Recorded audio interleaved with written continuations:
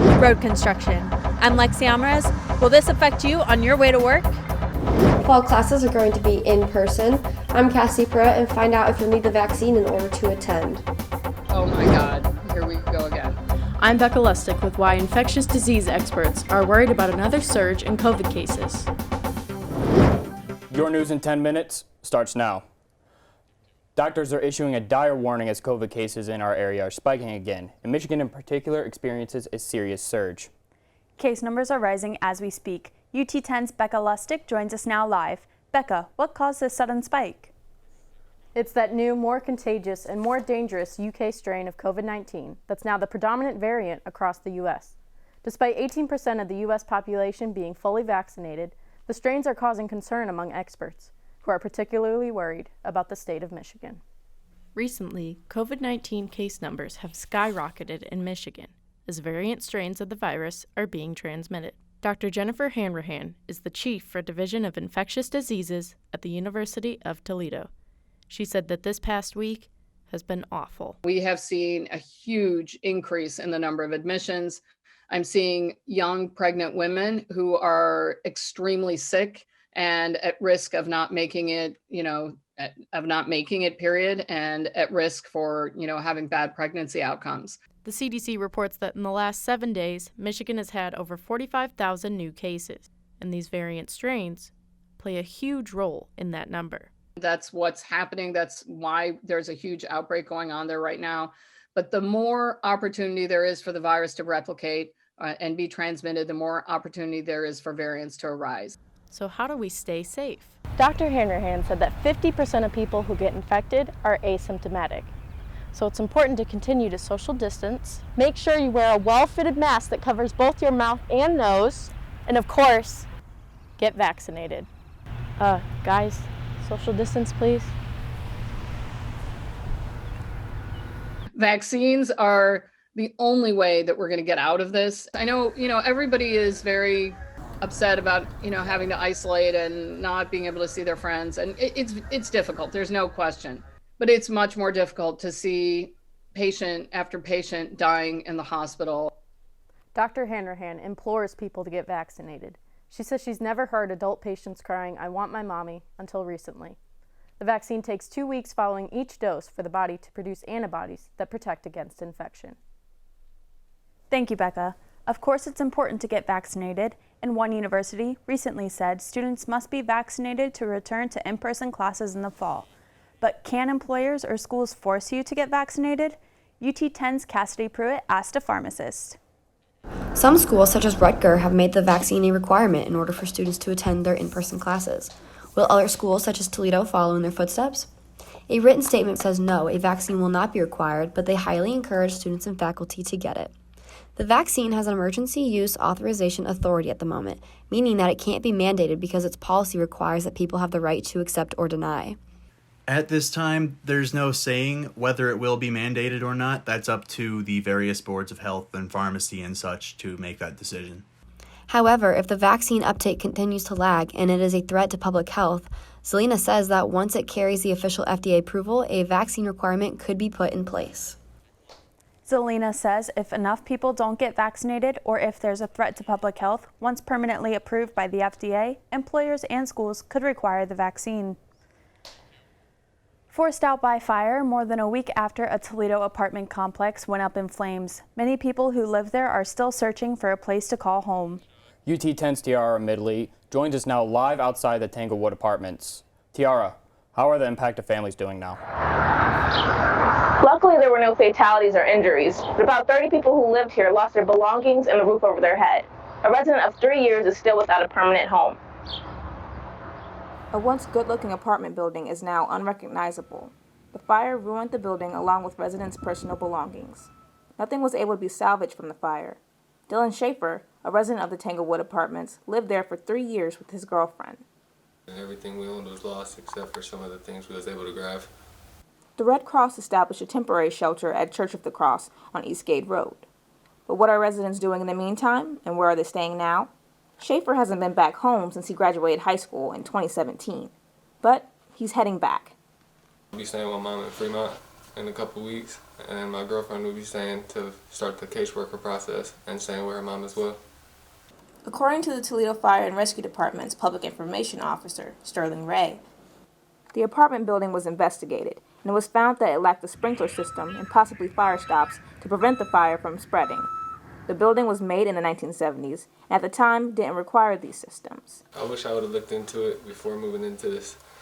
It's a tragedy what happened here on May 31st. The building and the people are not the same. Schaefer looks back on everything he's owned, finds himself missing his photo album the most. I had all my photos from prom, high school, and all the other life things I've been through.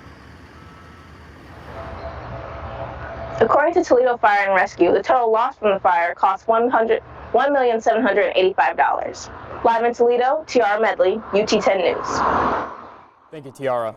The origin of that fire is still being investigated, but no foul play is suspected.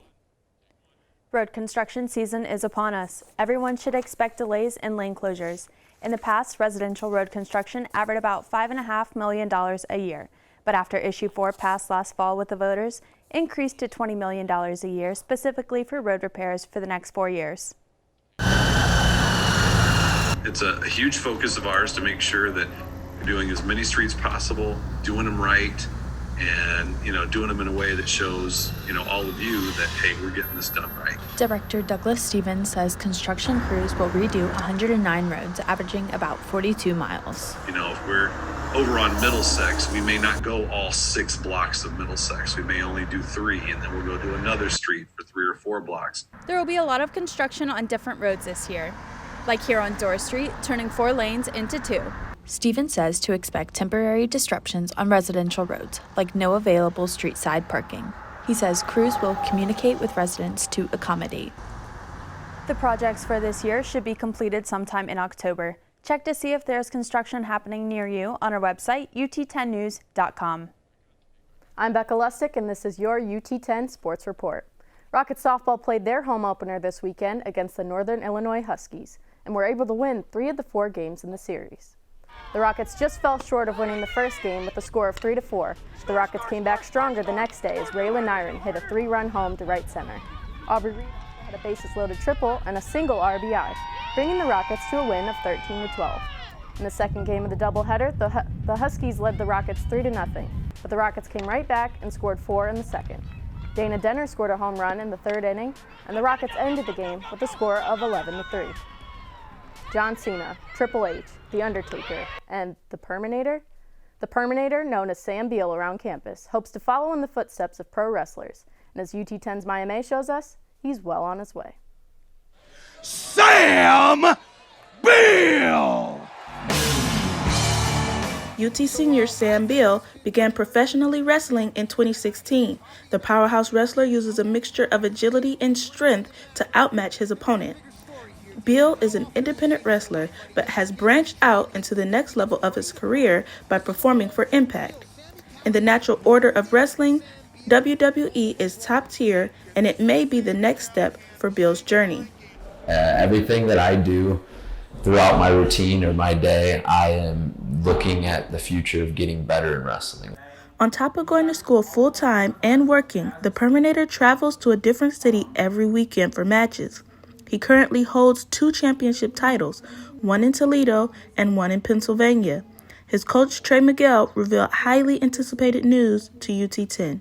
Sam does return to Impact Wrestling, and he does get some more work in there, so that was really cool to do. And that's a testament to how much hard work he's put in here. He will be performing again for Impact within the next few weeks. In Toledo, Maya May. Rocket softball will be home again this weekend as they take on the Ohio Bobcats. Women's soccer will also be home against Western Michigan this Sunday. Back to you, Lexi and Caleb. That's it for UT10 News, but we have a special UT10 Extra coming up. Remember, you can catch newscast replays on YouTube. Don't forget to follow us on social media and listen to 88.3 WXUT FM Saturday mornings at 7:45 for the UT10 News Weekly Update. Keegan Shannon will be back with a restaurant review after the break.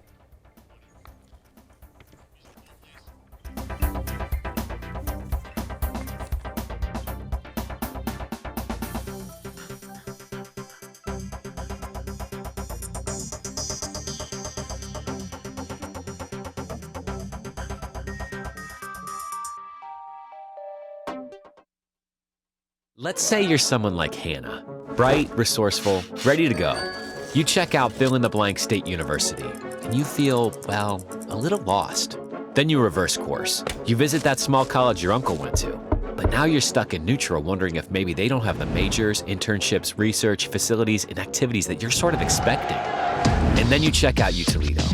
You meet an advisor, and he tells you about the experience and mentorship you'll find right here at the University of Toledo. Welcome to this UT10 Extra. I'm Keegan Shannon.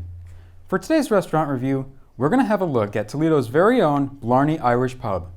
This restaurant has become famous for its Irish-inspired menu and atmosphere. The atmosphere of a restaurant is one of the first things you notice when you walk inside. I got a very cozy feeling from this place. The stained glass windows and carved wood are right up my alley, so atmosphere gets a 5 out of 5. Since I was visiting during Lent, I decided to order something off of the seasonal Lent menu.